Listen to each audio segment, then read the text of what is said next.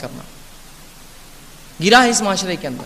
اس کے بعد اور سنتیں اگر ہم بتائیں یا اور سنتوں کی طرف جائیں وہ تو اجنبیت کا معاملہ ہو جاتا ہے. چاہے پھر معاملہ توحید کا ہو, چاہے پھر معاملہ نماز کا ہو, چاہے پھر معاملہ روزوں کا ہو, چاہے پھر معاملہ زکوٰۃ اور حج کا ہو, تمام میں اگر کوئی کہ یہ سنت ہے تو کہتے ہیں آپ نے نئی بات کی. ارے نہیں, وہ نہیں ہے جو وہ کہہ رہا ہے, نہیں وہ ہے جو ہم کر رہے ہیں آج زمانے میں. اگر رسول اللہ صلی اللہ علیہ وسلم کی سنت سے وہ ثابت ہے تو وہ بات اتنی ہی نہیں اچھی بہتر ہے, اتنی ہی پرانی ہے جتنے رسول اللہ صلی اللہ علیہ وسلم اور یہ دین ہے اتنی ہی پرانی ہے. اور اگر رسول اللہ کی سنت میں وہ بات نہیں ہے تو پھر جان لیجئے پورا معاشرہ بھی اگر وہ کام کرے وہ کبھی کام صحیح نہیں ہو سکتا. یاد رکھیے, اگر ایک فرد بھی اس دنیا میں سچے اسلام پر عمل کرے تو وہ حق پر ہے. اکثریت اور اقلیت کا اسلام میں کوئی تقاضا نہیں ہے, اس لیے کہ جب اسلام دنیا میں آیا صرف ایک شخص کے ذہن میں وہ بات تھی, رسول اللہ صلی اللہ علیہ وسلم, اور پوری دنیا اس کے خلاف کھڑی تھی. مجوس اور یہود اور جو ہے مشرکین مکہ تمام کی تمام اس شخص کو محمد صلی اللہ علیہ وسلم اجنبی سے دیکھ رہے تھے, اس نے کیا بات لائی ہے, یہ تو ہمارے خلاف جا رہا ہے. تو ایک فرد واحد کے ذہن میں وہ چیز ہے جو اسلام آج ہم سمجھتے ہیں وہاں سے وہ نکلتی ہے. اگر اقلیت اور اکثریت کا تقاضا ہوتا تو اسی وقت اسلام ختم کر دینا چاہیے تھا اللہ نے, اس لیے کہ اکثریت تو شرک میں ملوث تھی. تو شریعت میں کوئی اکثریت اقلیت کا تقاضا نہیں. شریعت میں یہ ہے دلیل کس چیز کی ہے, اللہ کی کتاب اس کے رسول کی سنت ثابت ہے تو بس وہ بہر بات درست ہے, اگر نہیں ہے تو اس بات کو چھوڑ دیجیے اللہ کے لیے. لیکن آج جب سنت کی بات ہوتی ہے, سنت پر عمل کی طرف بلایا جاتا ہے تو پہلے تو سنت منمانی ایجاد کی گئی, سنت منمانی ایجاد کی گئی.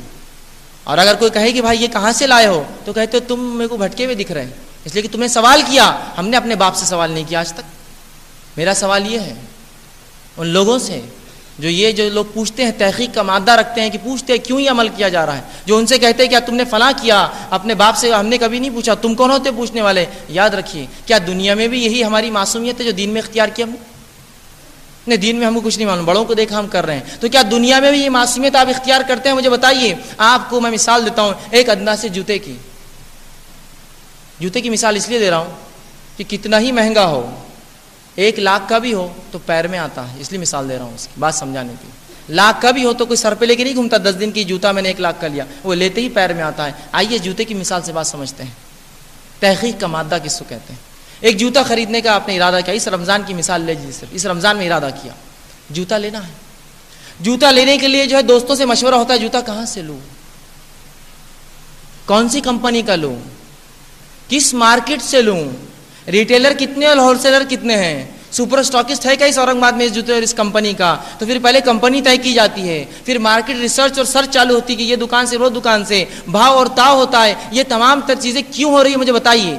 ہم تو بڑی معصوم قوم ہے, کچھ سوچتے کرتے نہیں, بس گئے اور لے لیا. نہیں, تحقیق ایسا نہ ہو جوتا لے لوں مہنگا اور خراب, چیز سستی سے سستی ملے, اچھی سے اچھی ملے. تحقیق کوششیں ہو رہی ہے اس کے لیے, کوریرا جا رہا ہے, ایک سے دوسری دکان جایا جا رہا ہے, فلاں سے فلاں کیا جا رہا ہے, ایک مارکیٹ سے دوسرے مارکیٹ جا رہے ہیں ایک ادنا سے جوتے کے لیے. لیکن جب معاملہ دین کا آیا اس میں بات مت کیجیے, بس جو چل رہا ہے چلنے دیجیے. تو کیوں دین میں معصومیت ہے, یہ دنیا میں کیوں یہ معصومیت اختیار نہیں کرتے ہم لوگ کہ جو چل رہا ہے بس چلنے دو, جو مل رہا ہے وہ لے کر آ جاؤ. نہیں, کتنے میں ہے, کہاں سے لایا, ہول سیل کہاں ہوں گا, وہاں سے لیتے کیا, یہاں جائیں گے کیا, اس بازار سے لیں گے کیا, اس بازار سے تحقیق کرو, وہ دکان نے اتنا بولا, تم کتنے میں دو گے. تمام تر چیزوں کے ایک ادنا جوتا جو پیروں میں آتا سو خریدا جاتا ہے. کیا دین میں کبھی ہم نے تحقیق کی کہ میرا یہ عمل توحید, میرا عمل نماز, میرا یہ عمل زکوٰۃ, میرا یہ عمل حج, میرے عمل روزے, میرے اچھائی کا حکم دینا, میرا لوگوں کو برائی سے روکنا, میرا غسل اور میرا وضو اور تمام تر چیزیں جو عبادتیں ہیں, کیا میں نے رسول اللہ صلی اللہ علیہ وسلم کی زندگی میں دیکھا ان چیزوں کو, کیا پایا ان اعمال کو. کہ ایسا تو نہیں ہے کہ میں منمانے طور سے یہ کام کر رہا ہوں اور ہمارا معاملہ اسی طرح سے ہو گیا. آج یہ تمام چیزوں میں ہم جو منمانی کرنے لگے ہیں, ہر چیز کو جو ہے منمانے ڈھنگ سے ہم چلاتے ہیں اور دین کے اندر معصومیت اختیار کرتے ہیں. اور ایسی معصومیت یاد رکھیے, معصومیت قیامت دن اللہ کے سامنے نہیں چلے گی. اللہ جب آپ کہیں گے اللہ مجھے کیا پتا تھا, بڑوں نے کہہ دیا میں نے عمل کر لیا, اللہ کہیں گا وہی بڑے جب تجھے یہ کہہ رہے تھے فلاں لڑکی شادی کر, تو نے کہا نہیں میں نہیں کر سکتا, زندگی کا سوال ہے, زندگی کا سوال ہے. تو تو نے آخرت کا سوال کیوں نہیں کیا کہ میں آپ کی بات کیوں سنوں اگر کتاب و سنت سے ثابت نہیں ہے. تو سیدھی سی بات ہے, اصول ہے. جب دنیا میں عقل لڑا رہا ہے, پتا ہے کہ اگر لڑکی اچھی نہ ہو اور مجھے پکڑا دی جائے تو میں پھنس جاؤں گا, تو پھر یہ کیوں نہیں سوچا کہ سنت رسول سے ہٹ کر یہ عمل ہوگا تو میں قیامت دن کیا جواب دوں گا اپنے رب کو. تو یہاں جواب دہی کا مادہ ہے, وہاں کی جواب دہی بھول گئے, اس لیے کہ یہاں کیش دکھ رہا ہے, وہ ادھار معاملہ ہے نا, قیامت دکھی نہیں, ابھی آخرت آئی نہیں. لیکن یاد رکھیے بہت زیادہ نزدیک ہے ہم سے, بہت زیادہ نزدیک. کب موت آ جائیں گی ہمیں پتہ نہیں, یاد رکھیے کب موت آ جائیں گی پتہ نہیں. پتہ نہیں جو پچھلے رمضان کتنے لوگ یہاں تھے آج نہیں ہیں, اور اگلے رمضان جب ہم پھر جمع ہوں گے ہو سکتا ہے بہت سے ہم میں سے نہ ہوں, تو ہمیں پتہ نہیں ہے.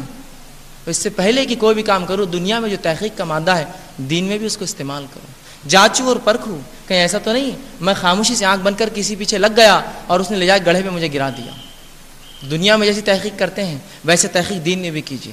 اب میں یہ نہیں کہہ رہا ہوں کہ بہت بڑے علامہ بننے کی ضرورت ہے, آپ چھوٹی موٹی باتیں تو جان سکتے ہیں جو کم از کم فرائض سے متعلق ہو. آج کا معاملہ یہ ہے کہ اگر کوئی شخص کہے صف بندی کے آداب یہ ہے, صف ایسی ہو, گو علماء کی باتیں 1000 بار سن رہے ہیں, صف بندی کے آداب بتائے جا رہے ہیں کہ صف ایسی ہو, صف میں جگہ نہ ہو, کاندھے سے کاندھا لگے, قدم سے قدم رکھو, شیطان کو آنے نہ دو, سینوں کو باہر نہ نکالو. رسول اللہ کے تعلق سے رسول اللہ نیزہ لیتے اور صفوں کو درست کرتے امامت سے پہلے, پھر جا کر کھڑے ہوتے اور فرماتے, بخاری کی روایت ہے کہ صفوں کو درست کرو, فإن التصفیۃ الصفوف من تمام الصلاۃ, کہ صفوں کو درست کرنا نماز کے قائم کرنے میں ہے. لیکن اگر آج کو بولے صفوں کو درست کرو, تم فلاں جماعت سے لگ رہے ہم کو, یہ تو رسول اللہ کی سنت ہے. کیوں ہم نے سنتوں کو بھی بانٹ دیا الگ الگ اعتبار سے, جماعتی اور علاقائی اور رنگت کے اور ملکوں کے اعتبار سے.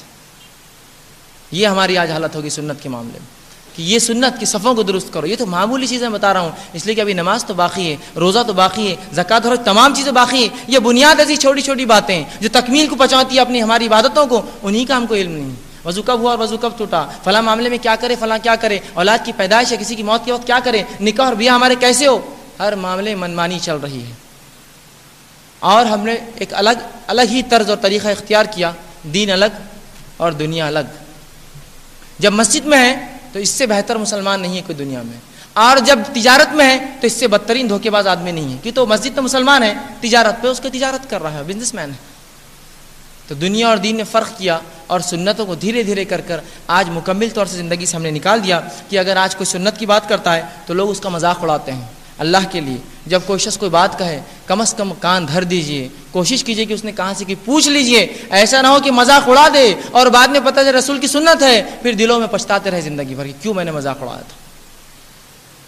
تو کم از کم کان دھر دیا کیجئے, کوئی کہے یہ سنت ہے تو پوچھ لیا کیجئے کہاں سے آپ کو پتہ چلا, اور مذاق نہ اڑائے اس کا جب تک کہ تحقیق نہ ہو جائے کہ اس نے غلط کہا ہے یا صحیح کہا. بہرحال تو نبیوں کی بعثت کا مقصد ان کی اطاعت ہوتا ہے, ان کی اطاعت ہوتا ہے, اور رسول اللہ صلی اللہ علیہ وسلم کی بعثت کا مقصد یہی ہے.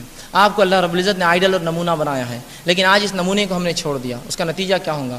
ایک آیت اللہ رب العزت نے سورہ نساء کی آیت نمبر 69 سورہ نساء سورہ نمبر 4 آیت 69 میں اللہ نے فرمایا, یا ایھا الذین آمنوا اطیعوا اللہ ورسولہ, کہ اے وہ لوگوں جو ایمان لائے ہو, یا ومن یطع اللہ ورسولہ, کہ جو اطاعت کریں گے اللہ اور اس کے رسول کی, فاولئک مع الذین انعم اللہ من النبیین والصدیقین والشہداء والصالحین وحسن اولئک رفیقا, تو وہ قیامت کے روز ساتھ ہوں گا ان لوگوں کے جو نبی ہے, صدیقین, شہداء اور صالحین ہیں, اور حسن اولئک رفیقا, کیا ہی بہترین ساتھی ہے. اس آیت کے شان نزول کے تعلق سے آپ تفسیریں اٹھائیے, اس میں جو ہے مفسرین لکھتے ہیں کہ رسول اللہ صلی اللہ علیہ وسلم کے پاس ایک انصاری صحابی آئے اور کہا اللہ کے رسول صلی اللہ علیہ وسلم, وہ غمزدہ تھے بہت, ان کے چہرے پہ غم تھا. رسول اللہ نے بلکہ ان سے سوال کیا, کیا بات ہے, تم غمزدہ دکھ رہے ہو, پریشان دکھ رہے ہو؟ تو کہ اللہ کے رسول ایک غم مجھے کھایا جا رہا ہے, وہ غم یہ ہے کہ دنیا میں آپ کا چہرے مبارک دیکھے بغیر نہ ہم سو سکتے ہیں, نہ اٹھ سکتے ہیں, نہ بیٹھ سکتے ہیں. ہم تڑپ جاتے ہیں جب آپ کو نہیں دیکھتے, دوڑ کر آتے ہیں, آپ کا چہرے مبارک دیکھتے ہیں, آپ کی صحبت میں بیٹھتے ہیں, ہمیں سکون آتا ہے اور اطمینان آتا ہے. میں یہ سوچ کے غم کھا رہا ہوں کہ قیامت کے روز ہمارا کیا معاملہ ہوگا, ہم آپ سے الگ ہوں گے, آپ کا حساب انبیاء میں ہوگا اور ہم عام لوگوں میں ہوں گے, تب تو آپ کا چہرے مبارک ہم نہ دیکھ سکیں گے. یہی غم مجھے دنیا میں کھایا جا رہا ہے. رسول اللہ صلی اللہ علیہ وسلم خاموش رہے, کیا جواب دیتے؟ قرآن کی یہ آیت نازل ہوئی جو میں نے آپ کے سامنے تلاوت کی, وَمَن يُطِعِ اللَّهَ وَرَسُولَهُ فَأُولَٰئِكَ مَعَ الَّذِينَ أَنْعَمَ اللَّهُ مِنَ النَّبِيِّينَ وَالصِّدِّيقِينَ وَالشُّهَدَاءِ وَالصَّالِحِينَ وَحَسُنَ أُولَٰئِكَ رَفِيقًا, کہ جو کوئی اللہ اور اس کے رسول کی اطاعت کرے تو وہ روز قیامت نبیوں کے ساتھ, صدیقین کے ساتھ, شہداء اور صالحین کے ساتھ ہوں گا. وَحَسُنَ أُولَٰئِكَ رَفِيقًا, اور کیا ہی بہترین ساتھی ہے یہ. اور پھر رسول اللہ صلی اللہ علیہ وسلم فرمایا, المرء مع من احب, انسان اس کے ساتھ جس سے وہ محبت کرتا ہے. اور صحابہ کہتے ہیں اس حدیث کے سننے سے زیادہ ہمیں کبھی کسی حدیث پر خوشی نہیں ہوئی کہ انسان اس کے ساتھ جس سے محبت کرتا ہے, اور ہم جانتے تھے کہ ہم رسول اللہ سے محبت کرتے ہیں, لہٰذا ہمارا حساب ان کے ساتھ ہوگا, کیوں تو انسان اسی کے ساتھ جس سے محبت کرتا ہے. اور انس بن مالک رضی